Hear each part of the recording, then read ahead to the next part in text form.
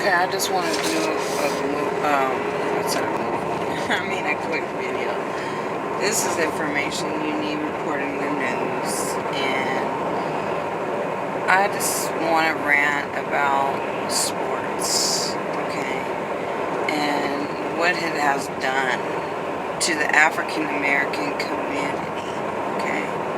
And I know a lot of people probably won't agree with me, but I saw this video this week that I just want to commend this man on who made. I mean, it's got me thinking about it, and I had suspected something was going on, and I've watched my fair share of, Illuminati sports videos, and at first I remember a couple years ago there weren't even hardly any of them on. So I do applaud people for making them, and they're doing an excellent job.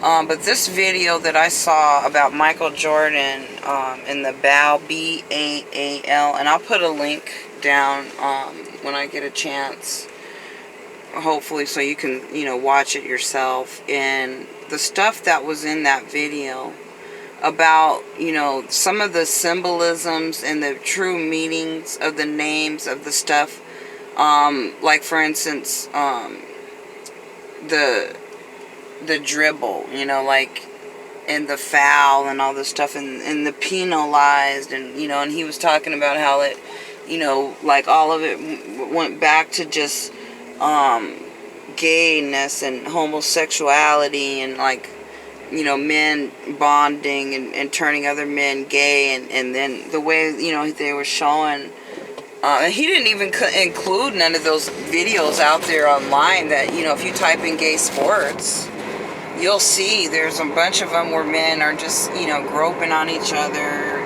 even practically, kissing each other, just no shame. And I think there's even a few documented homosexual pro sports players who have come out.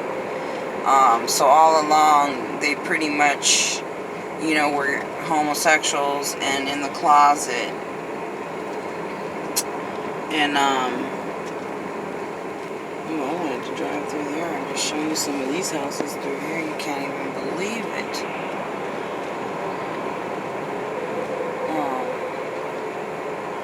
But the people around here, they act so weird when you come into these white areas. If they see a minority or something, they act like you're going to try to steal something, or, And it just disgusts me, when I look at some of these houses. They're just too huge.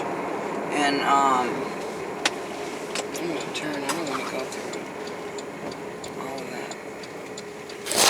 Stop it now.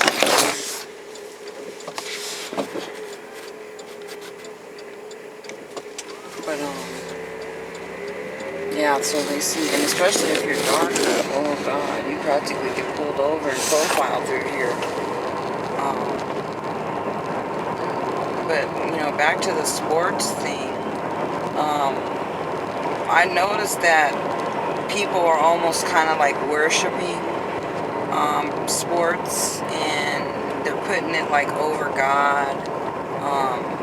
And I understand that people need to exercise, and, they like to do things. Some people lift weights, some people run, some people like to bounce a ball. But I think it's just gotten way out of hand in how they promote these players and give them so much money and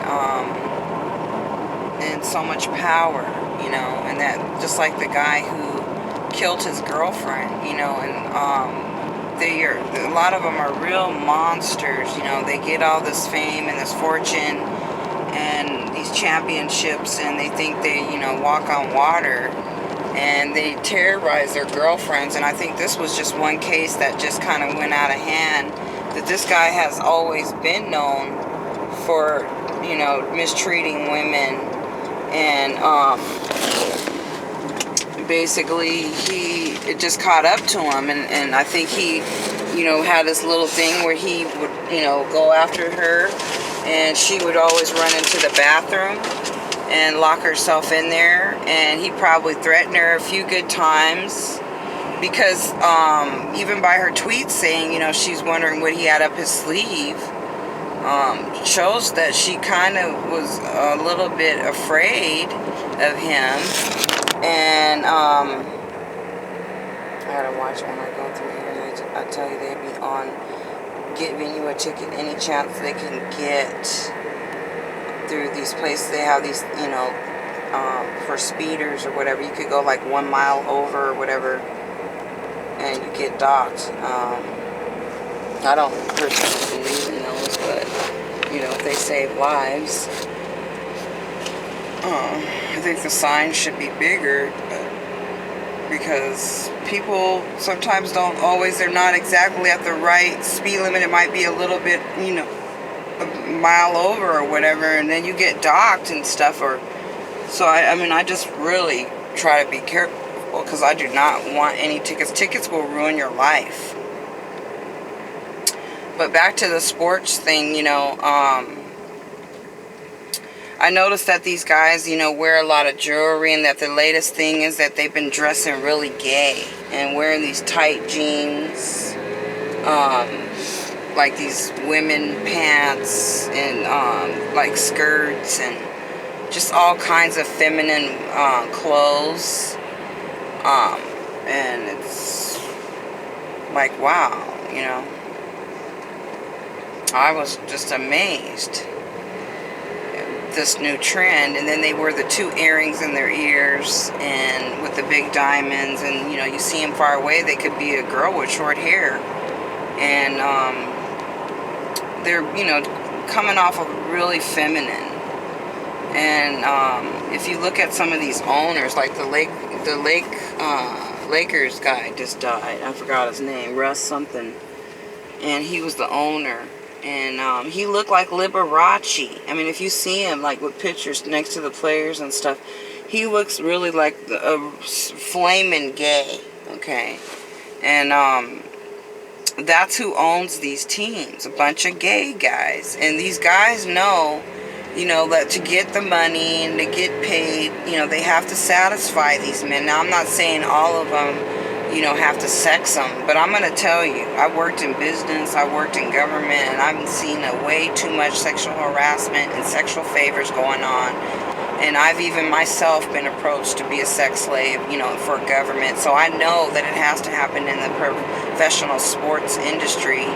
And, you know, yet has anyone come forward really to expose it, because they're so heavily paid, and it's so drenched down in so much millions of dollars of money and payoffs and bribes, that nobody's willing to come forward. And plus, it's going to ruin your reputation, as well. And you could possibly lose your career.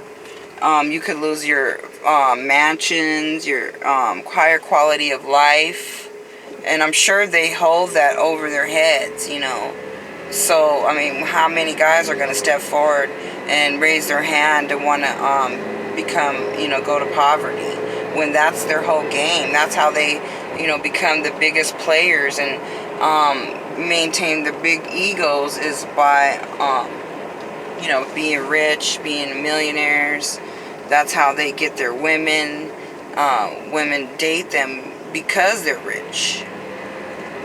And, so I doubt that many of them are just going to say, oh yeah, let me just, you know, lose everything to take down this guy. And even if they go to trial and they try to sue them for sexual harassment, it's so hard to prove, and it costs so much money. And most of these attorneys are all paid off, all working for the sports companies.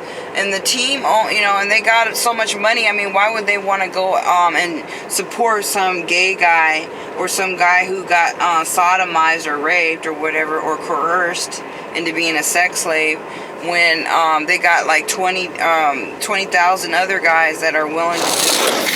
You know, it don't make no sense.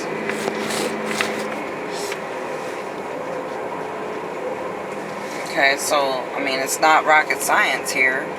They use this stuff to run the whole system. And not too many people are going to come forward, and especially not any well-known players, okay? Because the well-known players are like the top escorts, or the top sex slaves, and they're the most valued to have sex with. And let's say that guy who owned the Lakers, and he decides he wants to have some sex, right? And he just has an appetite for a man or whatever. The first place he's gonna go is to his little selection of men that he pays all this money to. And why wouldn't he? I mean, he's like, well, I pay you anyway, and I mean, I might as well get some booty out of it.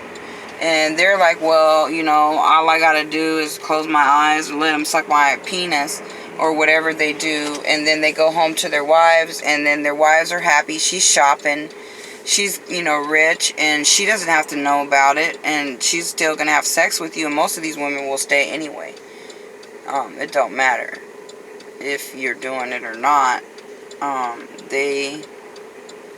It doesn't, you know, it's no big deal, because as long as they're getting paid and they're living the higher quality lifestyle. Oh, I gotta stop this. It's getting too long, then it's gonna take forever to download.